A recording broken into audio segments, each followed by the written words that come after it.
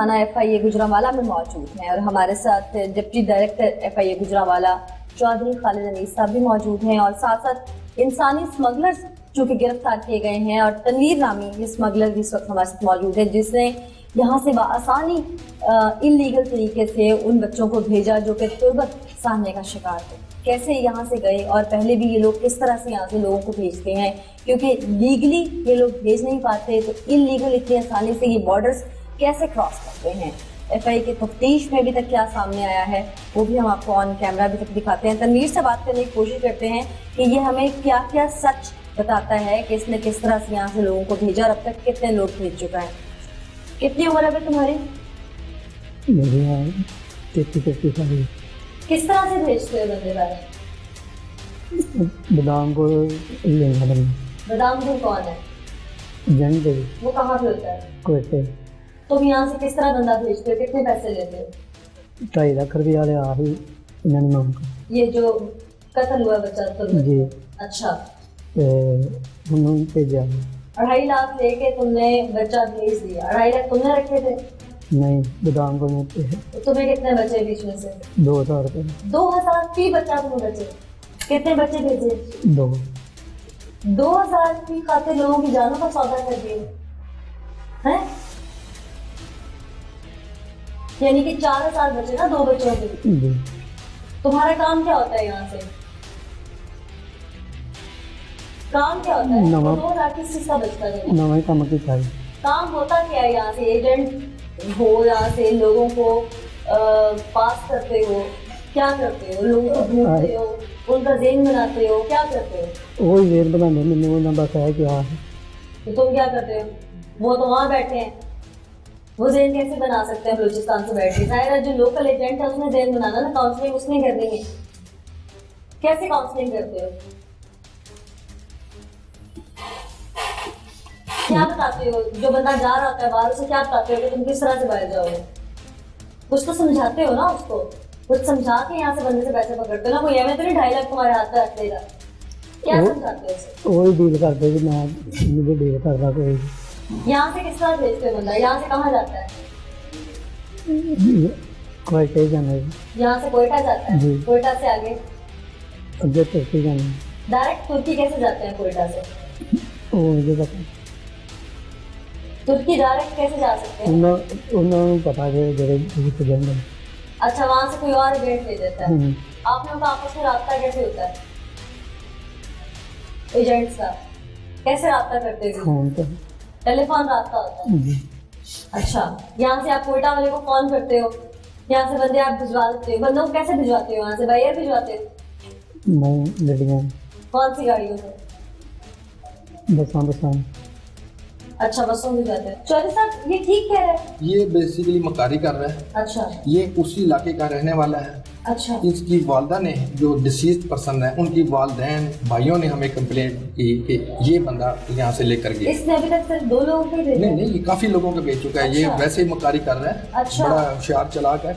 इसकी सलाकत ऐसे है, इसका सक्का भतीजा जो नॉमिनेटेड अक्यूज्ड है तनवीर चीमा, ये ऑलरेडी तुर्की में मुकीम है।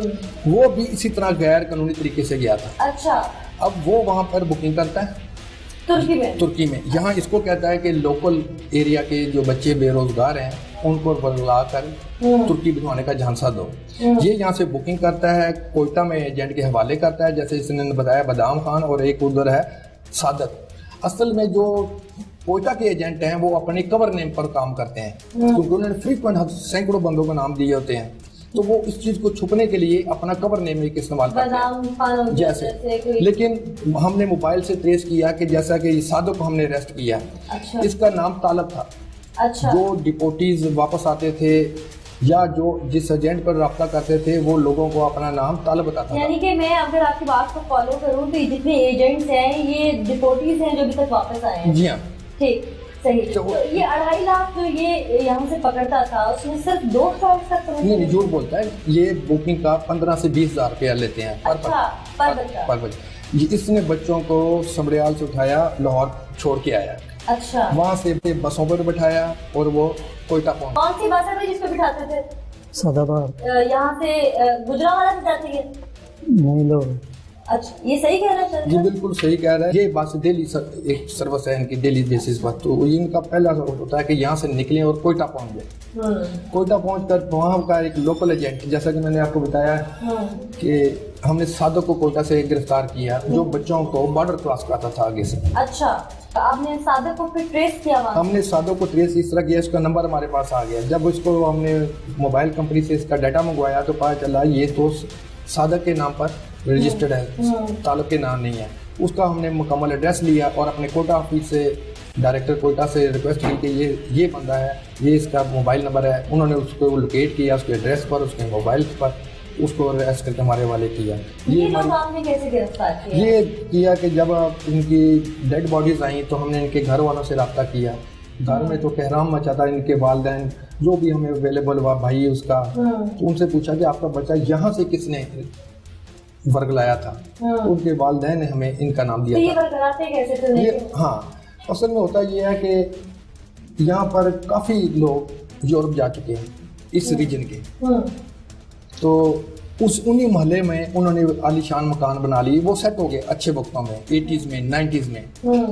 तो ये उनका एक्सप्लॉयटेशन करते हैं, बताते हैं देखो भी मिस्टर ये 10 साल पहले यूरोप गया था, इसी तरीके से गया था, आज देखो कितना सेट हो गया, आज उनके घर भी अच्छे बन गए हैं, घर में गाड़ियाँ भी हैं, इनका रेंट सहन बड़ा अच्छा हो गया। आप भी इस तरह जाओगे तो आपका भी यही स्टेटस हो जाएगा माशरे में। तो ये बच्चों का इस्तेसाल करते हैं। तनवीर, कितने और लोग हैं दोस्त तुम्हारे जो एजेंट हैं, लगभग अंदाजे के मुताबिक बताओ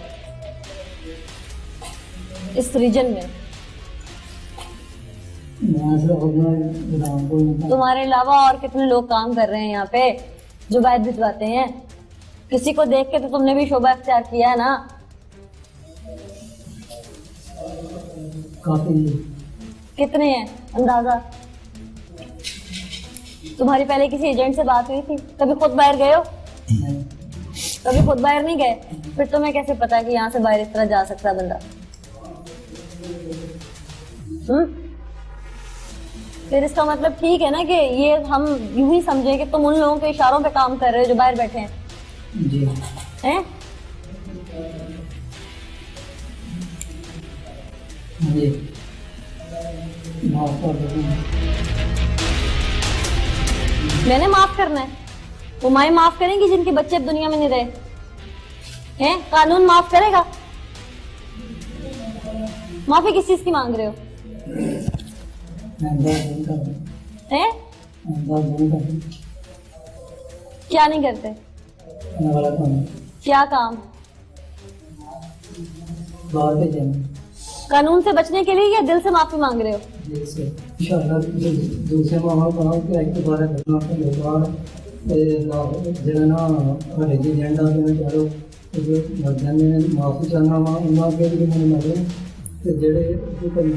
और आइंदा पकड़े गए तो?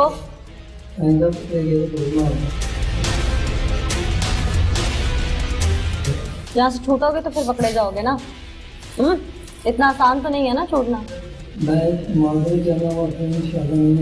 चौधरी साहब, क्या क्या दफात लगाई गई हैं? हमने 17-22 इमिग्रेशन ऑर्डिनेंस 1979 और 3/4 HTO 2002 के तहत पर्चा मुकदमा दर्ज की। लेकिन इन केसेस में चूँकि बहुत बड़ा मिसहैप हुआ है, इनकी नाअहली और इनकी मुजरमाना गफलत की वजह से, तो इसको मुकम्मल कोशिश करेंगे जितनी PPC में सज़ा दर्ज है मुकम्मल इनको मिले, ताकि आने वाले एजेंटों के लिए, आने वाले वक्तों के लिए ये एक मिसाल बन जाए।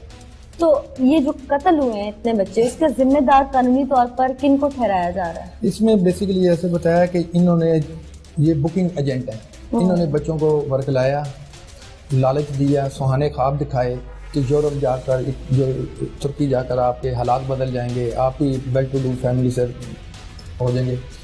इन्होंने बुकिंग करके कोयटा के वाले। लेकिन अब वो कत्ल हो गए ना? वो ऑलरेडी एक तो कोयटा में FIR हो चुकी है। अच्छा।